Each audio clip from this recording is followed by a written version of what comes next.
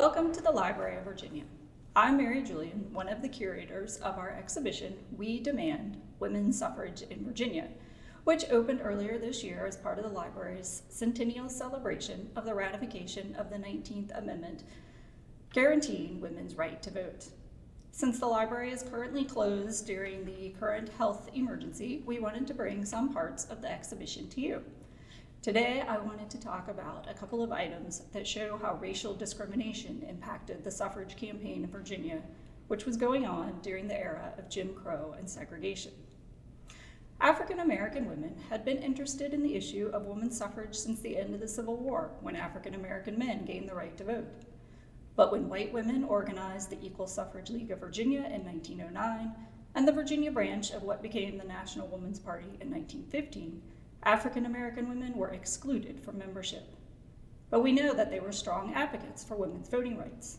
They discussed women's suffrage at their women's club meetings, attended public speeches by suffragists, and participated in public debates in their communities. When they had the opportunity, they marched in parades, like Lynchburg native Jimmy Bugg, who marched in the National Suffrage Parade in Washington, D.C.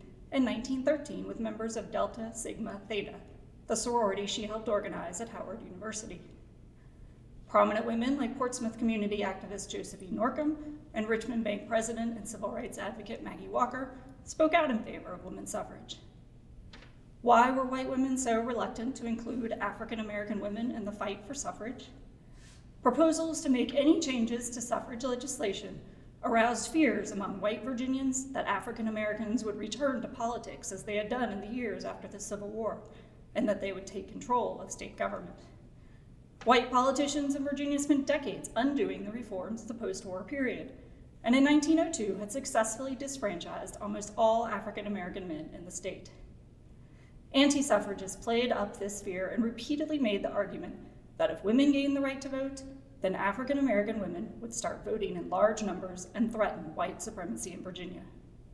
Two items in the Equal Suffrage League records in the collections here at the Library of Virginia provide a vivid illustration of these fears.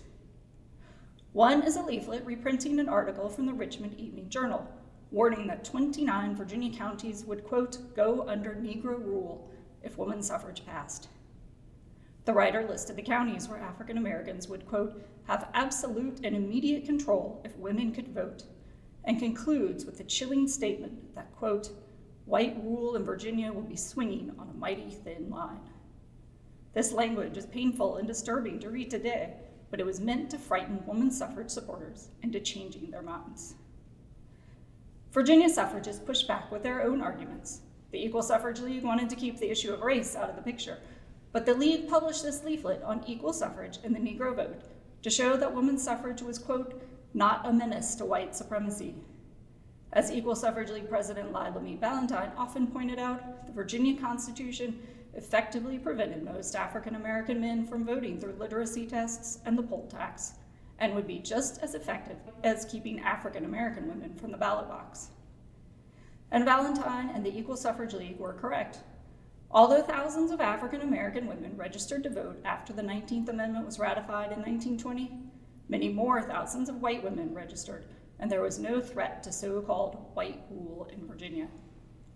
So while we celebrate the ratification of the 19th Amendment, we must also recognize that not all women immediately gained the right to vote, and the fight continued for decades, and still does in some ways today, before African American women and other women of color were able to freely exercise their right to vote. When the library is open again, I hope you will visit our exhibition and get to see these pieces of history for yourself.